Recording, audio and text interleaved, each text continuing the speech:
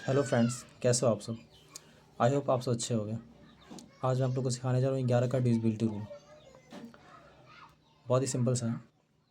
हमें करना यह है कि जो भी नंबर दिया होता है उन नंबरों में एक एक अंक छोड़ के हमें जोड़ते जाना है, और जोड़ने के बाद फिर एक एक अंक छोड़ के हमें जोड़ते जाना है, और जोड़ने के बाद उनको आपस में घटा देना है। घटाने पे अगर 0 आएगा या 11 आएगा या 11 के गुणज आएंगे तो वो संख्या 11 से डिवाइड होगा। ठीक है, 11 से 11 उसको डिवाइड कर देगा।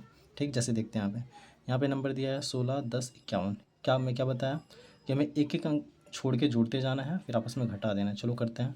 हम एक के साथ एक को जोड़ते हैं, फिर एक के बाद फिर ये 5।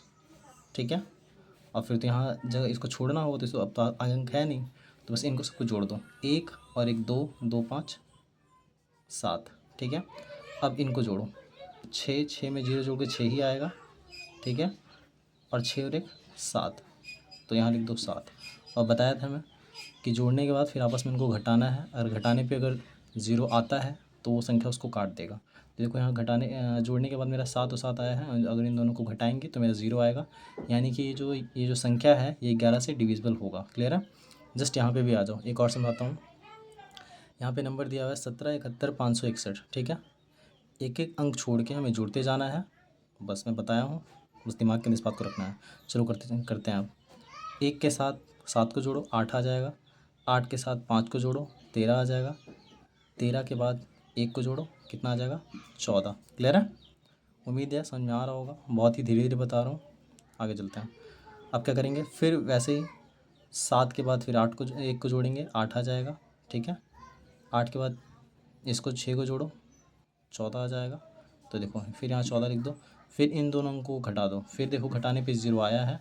अगर 0 आ रहा है तो 11 से डिविजिबल होगा, और नहीं तो फिर यहाँ अगर घटाने के बाद 11 आता है तो वो संख्या भी 11 से डिविजिबल होगा। क्लियर है। आई होप आप लोगों को समझ में आया होगा। Thank you, bye. Hello friends, आज मैं आपको सिखाने जा रहा हूँ 3 अंकों का गुणा।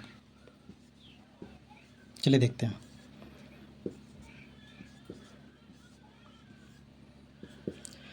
सबसे पहले इसका गुणा इसके साथ। 6 छंग 36 की 6, हासिल कितना, 3। ध्यान से देखना है। 6 का गुणा 4 के साथ, और इस 3 का गुणा 6 के साथ। 6 चौक 24, 6 त्रिक 18, इसको जोड़ दीजिए। 8 4 12, 12 3 15 की 5, हासिल 1 है। 2 1 3 1, हासिल 4। यहाँ 5 आया, अब कितना बचा यहाँ, हासिल 4। इसे एक बार वाइप कर दो दोबारा से, हासिल यहाँ 4 लिख दो। अब क्या करना है, तीसरा काम, इसका गुणा इसके साथ और इसका गुणा इसके साथ। ध्यान से देखना है तो समझ में आ जाएगा सब। और साथ ही साथ इसका गुणा इसके साथ भी करना है। तो 6 का गुणा 2 के साथ, 6 दूनी 12 हो जाएगा। और 6 का गुणा 4 के साथ, 6 चौक 24 हो जाएगा।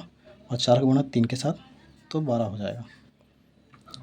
2 4 6, और फिर जोड़ देंगे इसे। 2 4 6, 6 2 8, 8 4 12 की 2, हासिल कितना, 1। 1 2 3, 1 4 और 1 हासिल 5, 5 की लिख दिए। यहाँ पे क्या लिखेंगे, 2। हासिल कितना बचा, 5। अब 5 बगल में हासिल जाएगा। अब चौथा काम जो करना है, इसका गुणा इसके साथ करना है, इसका गुणा इसके साथ करना है, और 5 को जोड़ देना है। फिर से इसे वाइप कर देते हैं।